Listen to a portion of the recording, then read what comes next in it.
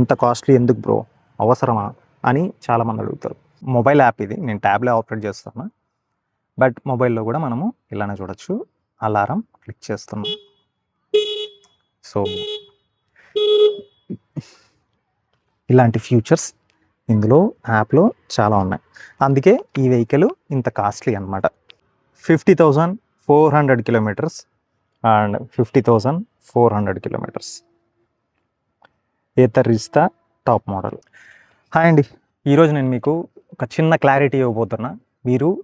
మీకు ఏ బండి కావాలంటే ఆ బండి కొనుక్కోండి. ఈ బండి అని మాత్రం నేను సజెస్ట్ చేయట్లేదు. పర్సనల్గా అయితే ఈ బండి నాకైతే చాలా సేవ్ చేసింది. ఆండ్రాయిడ్ నుంచి ఐఫోన్కి రావడం కొంచెం కష్టమే. ఒకవేళ వచ్చావు అంటే మాత్రం మళ్ళీ దాన్ని వదిలి వెళ్ళవు, అది షూర్. క్వాలిటీలో కావచ్చు, లేకపోతే పర్ఫార్మెన్స్లో కావచ్చు, దేంట్లో అయినా కావచ్చు. సేమ్ థింగ్ ఏథర్ వెహికల్లో కూడా, ఎలక్ట్రికల్ వెహికల్లో కూడా అంతే. పెట్రోల్ వెహికల్ నుంచి ఈవీకి రావడం కష్టమే. బట్ వచ్చారు అంటే మాత్రం ఆ సేవింగ్స్ కానీ, ఆ కంఫర్ట్ కానీ, ఆ రైడింగ్ ఇది కానీ అందరికీ నచ్చకపోవచ్చు, చాలామంది అయితే వదలరు. సో మీరు ఈవీ వెహికల్ తీసుకోవాలనే ప్లాన్లో ఉంటే మాత్రం ప్రైజెస్ చాలా హై ఉంటాయి. ఇది మైండ్లో పెట్టుకోండి, గుర్తుపెట్టుకోండి. ఇప్పుడు పెట్రోల్ వెహికల్ 1,50,000, 30,000కి వస్తున్నాయి. నేను ఈవీ వెహికల్కి, రేంజ్ రాని వెహికల్కి నేను ఎందుకు 2 lakhs పెట్టాలి, 1,90,000 ఎందుకు పెట్టాలి అని చెప్పి మీకు ఖచ్చితంగా కంపారిజన్ వస్తుంది. బట్ కానీ లాంగ్ రన్లో మీకు ఖచ్చితంగా సేవింగ్స్ అనేవి ఉంటాయి. ఫర్ ఎగ్జాంపుల్ ఇక్కడ మీరు చూడొచ్చు, ఈ నెంబర్ చూడొచ్చు, ఎంత ఉంది, 1,24,000 అంత ఉంది. సో అంటే ఒకవేళ నేను పెట్రోల్ వెహికల్ వాడి ఉంటే 1,24,000 ఖర్చు అయ్యేది అని చెప్పి ఇది చెప్తుంది, ఈ యాప్ చెప్తుంది. జెమినీనే అడుగుదాం ఒక మాట, ఏఐని అడిగేసి తెలుసుకుందాం ఏంటి అసలు పెట్రోల్ వెహికల్ బెస్ట్ కాదు, కంపేర్ చేసి చూద్దాం. ఇప్పుడు నాది 50,000 కిలోమీటర్స్ తిరిగింది. 50,000 కిలోమీటర్స్కి గాను సర్వీస్ నాది 5,000 కిలోమీటర్స్కి ఒకసారి. ఎంత అయింది ఏంటి అనేది నేను తర్వాత చెప్తాను. బట్ ఒక్కసారి 50,000 కిలోమీటర్స్కి 3,000 కిలోమీటర్స్కి ఒక్కసారి 900 రూపీస్ ఖర్చు అయితే ఎంత ఖర్చు వస్తుంది? అండ్ 50,000 కిలోమీటర్లకి 45 రేంజ్ వచ్చే వెహికల్ ఏదైతే ఉందో, లీటర్కి కిలోమీటర్స్ వచ్చే రేంజ్ ఏదైతే ఉందో పెట్రోల్ వెహికల్, దానికి 50,000 కిలోమీటర్లకి ఎంత ఖర్చు అవుతుంది ఏంటి అనేది ఒక్కసారి లైవ్లో జెమినీని ఒక్కసారి అడిగి తెలుసుకున్నాం. జెమినీ నాది 50,000 పెట్రోల్ వెహికల్ ఒకటి ఉంది. 50,000 కిలోమీటర్స్ తిరిగాను. లీటర్ పెట్రోల్ కాస్ట్ వచ్చి నాకు 111 రూపీస్ పడింది ఒక లీటరు. పెట్రోల్ 1 లీటర్కి 45 కిలోమీటర్స్ మైలేజ్ వస్తుంది. నాకు ఎంత ఖర్చు అయింది 50,000 కిలోమీటర్లకి, ఎన్ని లీటర్లు ఖర్చు అయ్యాయి? మీ ప్రయాణం చాలా పెద్దది. మీరు చెప్పిన లెక్కల ప్రకారం మొత్తంగా మీరు 1,111.11 లీటర్ల పెట్రోల్ ఖర్చు చేసి ఉంటారు. దీనికి సుమారుగా 1,23,333 రూపాయల ఖర్చు అయి ఉంటుంది. మీరు మీ ప్రయాణంలో ఇంకేమైనా వివరాలను తెలుసుకోవాలనుకుంటున్నారా? అవును, ఇప్పుడు నాకు ఎవ్రీ 3,000 కిలోమీటర్స్కి ఒక్కసారి నేను సర్వీస్ చేపిస్తాను. దాని కాస్ట్ వచ్చి 900 రూపీస్. ఇప్పుడు దీనికి ఎంత అయింది సర్వీస్ కాస్ట్? మీరు ప్రతి 3,000 కిలోమీటర్లకు ఒకసారి సర్వీస్ చేయిస్తున్నారని చెప్పారు కదా. ఈ 50,000 కిలోమీటర్ల ప్రయాణంలో దాదాపుగా 16 సార్లు సర్వీసింగ్ అయి ఉంటుంది. దీని ప్రకారం చూస్తే మీ సర్వీస్ ఖర్చు మొత్తం 14,400 రూపాయలు అయి ఉంటుంది. మొత్తం పెట్రోల్ ఖర్చుతో పాటు ఇది కూడా కలిపితే మీ వాహన నిర్వహణ మొత్తం బడ్జెట్ మీకు ఒక అవగాహనకు వచ్చేస్తుంది. ఇంకేమైనా లెక్కలు వేయాలి? సో ఈ సర్వీస్ కాస్ట్ ప్లస్ మళ్ళీ ఈ పైన పెట్రోల్ కాస్ట్ మొత్తం ఎంత అయింది? రెండు కలిపితే ఎంత అయింది? పెట్రోల్ ఖర్చు 1,23,333 రూపాయలు, అలాగే సర్వీస్ ఖర్చు 14,400 రూపాయలు కలిపితే మొత్తం ఖర్చు 1,37,733 రూపాయలు అయ్యింది.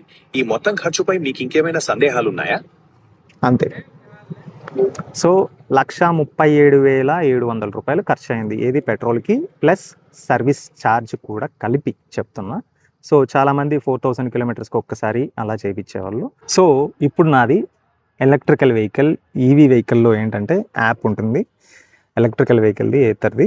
సో ఈ సర్వీస్ హిస్టరీ అనేది ఇక్కడ డీటెయిల్డ్గా ఉంటుందన్నమాట. ఈచ్ అండ్ ఎవ్రీ పాయింట్ ఇక్కడ ఉంటుంది.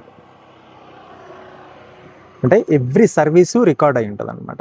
ఇవన్నీ నేను ఇక్కడ చూసారంటే మీకు అమౌంట్ ఎంత ఏంటి అనేది, సో ఇవన్నీ కూడా నేను మీకు చెప్తాను. నేను అన్నీ టోటల్ చేసి చూశాను. దీంట్లో మనకి ఈ సర్వీస్ అంతా కూడా ఎన్నిసార్లు చేసుకున్నాం, ఏం చేసుకున్నాం, ఈచ్ అండ్ ఎవ్రీ బిల్ అలానే ఉంటుంది అనమాట. సో ఇదంతా క్యాలిక్యులేట్ చేసి చూస్తే నాకు వచ్చిన బిల్ ఎంత అంటే 13,221 రూపాయలు. దీంట్లో నేను 3,300 రూపీస్ హయ్యెస్ట్ నాది. అది కూడా ఛార్జింగ్ సాకెట్ ఫాస్ట్ ఛార్జింగ్ దాంట్లో పెట్టడం వల్ల నాకు వచ్చింది. అది ఫాస్ట్ ఛార్జింగ్ ఆల్రెడీ ఆ సాకెట్ ఏదైతే ఉందో ఆ గన్లోనే ఆల్రెడీ మెల్ట్ అయ్యింది. నేను అది చూసుకోకుండా పెట్టేశాను. పెట్టడం వల్ల అది మొత్తం మెల్ట్ అయిపోయింది. నాది మెల్ట్ అయింది, అది మెల్ట్ అయిపోయింది. పొగరాలా మెల్లమెల్లగా వస్తుంది కానీ ఎక్కడో ఏదో బ్యాడ్ స్మెల్ వస్తుంది అనుకున్నా కానీ ఇదని తెలియదు. తర్వాత ఛార్జింగ్ ఫుల్ అయిందని చెప్పి తీసిన తర్వాత అప్పుడు అర్థమైంది ఓకే పోయింది అని. ఇన్సూరెన్స్కి అని చెప్పి వెళ్ళినప్పుడు ఇన్సూరెన్స్ అయితే అవుతుంది సార్, కాకపోతే లేట్ అవుతుంది, టైం పడుతుంది అని చెప్పారు. వద్దు అని చెప్తే 3,300 రూపీస్ ఛార్జ్ చేశారు విత్ సర్వీస్ ఛార్జు అంతా కలిపి. సో అదొకటి హైయెస్ట్. నెక్స్ట్ ఇంకా బ్రేక్ ప్యాడ్స్ ఒకసారి మార్చాను. ఈ బండికి బెల్ట్తో రన్ అవుతుంది కాబట్టి చైన్ సిస్టమ్ కాదు, బెల్ట్తో ఉంది. 2 బెల్ట్లు ఉంటాయి. ఆ 2 బెల్ట్లు కూడా నేను ఒకటి పెద్దది ఒకటి చిన్నది ఉంటుంది. సో ఒకటి పెద్దది ఏమైందంటే బాగానే ఉంది, బట్ చిన్న బెల్ట్ మాత్రం కొంచెం డిస్టర్బ్ అయింది అని చెప్పారు. సో అందువల్ల నేను ఏం చేశానంటే అది ఇంకా చేంజ్ చేసేయడం బెటర్ అని చెప్పి, మధ్యలో ఎక్కడైనా కట్ అయితే మళ్ళీ ఇబ్బంది పడాలి. ఈ ప్రాబ్లం చాలా తక్కువ వస్తుంది, ఎందుకంటే మొత్తం సీల్డ్ కాబట్టి చాలా తక్కువ వస్తుంది. ఎన్ని కిలోమీటర్లకు ఒకసారి రావచ్చు అని నన్ను పర్సనల్గా అడిగితే, ఎందుకంటే నేను మా బ్రదర్ వెహికల్ కూడా 450X ఒకటి వాడాం 2 ఇయర్స్. ఆ ఎక్స్పీరియన్స్తో చెప్పడం ఏంటంటే 25,000 కిలోమీటర్స్ తర్వాత ఈ ప్రాబ్లం మేజర్గా ఫేస్ చేస్తారు. అది చిన్న బెల్ట్ కావచ్చు, పెద్ద బెల్ట్ కావచ్చు, రెండిట్లో ఏదైనా ఒకటి రావచ్చు. సో ఆ బెల్ట్కి నాకు ఛార్జ్ అయింది వచ్చి దగ్గర ఒక 1100 నుంచి 1500 ఎంతో ఛార్జ్ అయింది తీసుకున్నారు. సో మొత్తం సెకండ్ హైయెస్ట్ అది నాది బిల్లు. అప్పుడే నేను ఇంకా ఇది కూడా మార్చాను, ఇది బ్రేక్ ప్యాడ్స్ కూడా అప్పుడే మార్చాను. బ్రేక్ ప్యాడ్స్ కూడా అప్పుడే మార్చడం వల్ల అదొక 300-400 రూపీస్ ఎంతో ఛార్జ్ అయింది. సో ఏదైనా ఏది చేంజ్ చేయాలన్నా మీరు ఖచ్చితంగా సర్వీస్ సెంటర్కి వెళ్ళాలి. మీరు తీసుకున్న ఏరియాలో మీకు సర్వీస్ సెంటర్ ఉంటేనే, ఇదే కాదు ఏ తరనే కాదు, ఏ వెహికల్ సర్వీస్ సెంటర్ అయినా ఉంటేనే తీసుకోండి, లేదంటే తీసుకోవద్దండి. ఎందుకంటే ఏదైనా చిన్న ప్రాబ్లం వచ్చినా కానీ మెకానిక్ వీధి చివర ఉన్న మెకానిక్ దగ్గరికి అయితే తీసుకెళ్ళలేం. సో అదొకటి గుర్తుపెట్టుకొని వెహికల్ తీసుకోండి. అండ్ ఇది లాంగ్ రన్లో పనికొస్తుందా అంటే, ఇది నేను ఇప్పుడు కొని దాదాపు 2 ఇయర్స్ అయిపోయింది. 2 ఇయర్స్ తర్వాత ఇప్పుడు నేను మీకు లెక్కలు చెప్తున్నా. సో దాన్ని బట్టి నాకు ఇంకా ఎలక్ట్రిసిటీ బిల్ అంతా కూడా ఒక 15,000 వచ్చి ఉంటుంది. సో గాలి కొట్టించడం అన్నీ కూడా 15,000, టైర్ మార్చడంతో కలిపి చెప్తున్నా 15,000 వచ్చి ఉంటుంది. సో మొత్తం కలిపి 28,221 రూపీస్ అయింది. ఇది మొత్తం 2 ఇయర్స్లో. సో 2 ఇయర్స్లో నాకు ఖర్చు అయింది ఇంత, నాకు సేవ్ చేసింది ఇంత. సో అంటే మీకు ఇప్పుడు ఇందాక చెప్పినట్లు పెట్రోల్ వెహికల్ అంటే నాకు దగ్గర 1,45,000 ఖర్చు అయ్యేది. ఏది రెగ్యులర్ సర్వీస్, పెట్రోల్ ఖర్చు అన్నీ కలిపి చెప్తున్నా. ఇప్పుడు ఇదే ఎలక్ట్రికల్ వెహికల్, దాని ప్లేస్లో ఎలక్ట్రికల్ వెహికల్ పెడితే నా ఖర్చు 30,000, 28,000, 30,000 అనుకుందాం. 30,000 అంటే ఇప్పుడు దగ్గర 1 lakh మిగిలి ఉంటుందా? ఖచ్చితంగా మిగిలిందనే చెప్తాను. నో డౌట్, ఖచ్చితంగా నాకు మిగిలింది, నన్ను సేవ్ చేసింది, నాకు సేవ్ చేసి పెట్టింది. ఫైనాన్షియల్ విషయాలు తర్వాత మాట్లాడుకుందాం, ఎందుకంటే అది ఫైనాన్షియల్ ఎవరైతే ఏ కంపెనీ అయితే ఫైనాన్స్ చేస్తుందో అక్కడ కంపెనీ మారే కొద్దీ అక్కడ మెంబర్స్ మారిపోతాయి.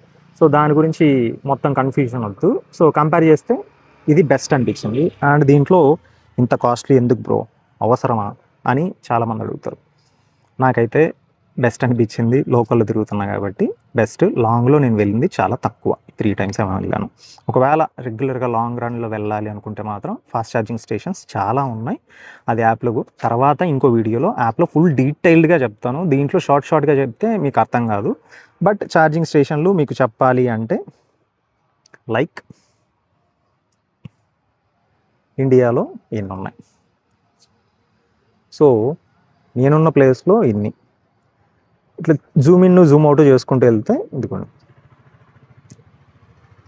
సో ఆల్ ఓవర్ ఇండియా లెవెల్లో అక్కడక్కడ ఇలా చాలా ఉన్నాయి. హైవేస్ పైన నెల్లూరు మేజర్ సిటీస్‌లో ఎక్కడ మిస్ అవ్వలేదు. అన్ని చోట్ల ఛార్జింగ్ స్టేషన్స్ ఉన్నాయి. హీరో షోరూమ్ ఎక్కడైతే ఉంటుందో అక్కడ కూడా మీరు ఛార్జింగ్ స్టేషన్స్ ఉంటే అది కూడా యూజ్ చేసుకోవచ్చు. ఎందుకంటే ఏతర్ అండ్ హీరో వాళ్ళు కొంచెం పార్ట్నర్‌షిప్ ఉంది కాబట్టి. సో, ఇక్కడ మనకి యాప్‌లో మనకి ఛార్జింగ్ ఎంత అవుతుంది, ఛార్జింగ్ స్టేషన్స్ ఎక్కడెక్కడ ఉన్నాయని చెప్పి చూడొచ్చు. అండ్ ఇక్కడ చూడొచ్చు.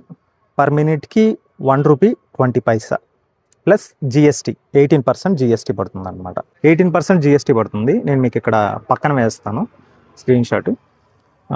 18% జీఎస్టీ ప్లస్ 1 మినిట్‌కి ₹1.20 పడుతుంది. అంటే ₹1.50 వరకు ఛార్జ్ అనేది అవుతుంది.